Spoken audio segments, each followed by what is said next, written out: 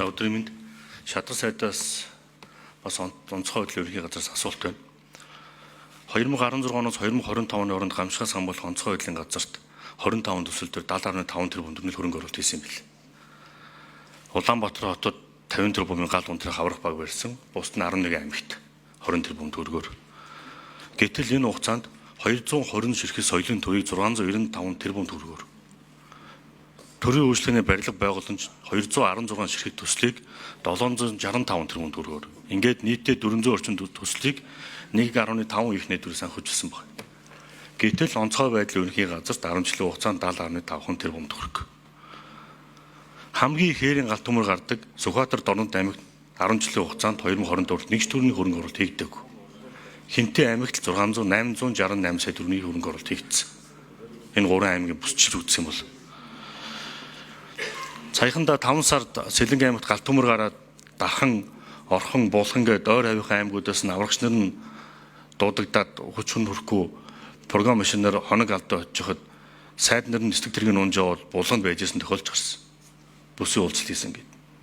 Уг нь бол энэ нислэг тэрэг чинь Францаас онцгой хөдлийн албан дээр зарцуул хэрэглээрээгээд өгсөн юм байлээ шүү дээ. Сайд нар нисчих хооронд програмаар аврагчаар програмаар өгж аврагч нараа нислэг тэргээрээ зөв боломж байсан. Энэ бол сэтгэл тутсан ажил.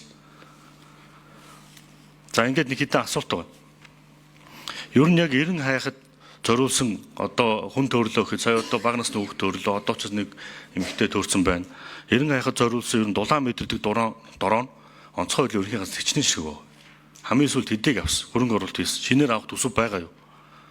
За ингээд Монгол Улсын ерөнхийч 1 тэрбум мод гэж сайхан санаачлаг гаргадаг.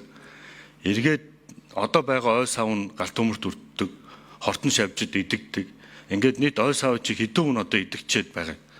Гэтэл агаараас гал унтраах, агаараас хор заацах ийм одоо дрон нислэг төр биднэрт байгаа юу? Авах уу? Хэрэв байгаа бол энэ нийт хүчин чадлынхаа хэдэн үеийг хангаж байгаа юм гэдэг нэг юм товчхон асуулт.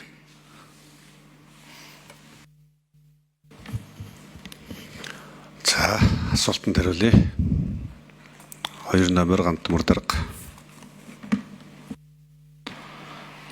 Орон Гантмөр илтгэж байна. Онцгой хөдлийн ерөнхий газар. Шижир гисүний асуултанд хариулъя. Сая одоо ОХ-ийн төмөр гараад ингээд хүндрэлтэй нөхцөл байдал үүссэн. За үүнтэй холбоотойгоор засгийн газрын тогтоолоор 2 удаагийн тогтоолоор тоног төхөөрөмжийн хангалтын нэмэгдэл хөрөнгийг 11 тэрбум төгрөгийг шийдэж өгсөн засгийн газрын нөөцсөнгаас. За энэ жилийн хөрөнгө оруулалтаар бид дулаан мэдэрдэг 90 хайх аврах ажиллагаанд ашиглах өндөр хүчин чадалтай, наривчлал өндөртэй, зураглал хийх боломжтой 38 ширхэг доргоныг худалдаа авч байгаа. За одоо бол яг бэлэн байгаа дорон нь бол нэг 8 дорон ашиглалтанд байна.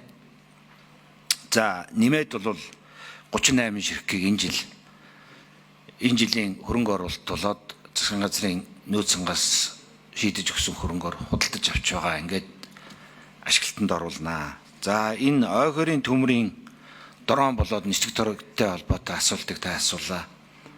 Энэ Францын засгийн газартаа хэрэгжиж байгаа төслийн хүрээнд одоо үргэлжлүүлэх саналыг хүргүүлсэн байгаа. За энэ хүрээнд ОХ-ийн төмөртэй тэмцэх нислэг тэргийг бол одоо нэмэлтээр авах ийм саналыг хүргүүлээд ажиллаж байгаа.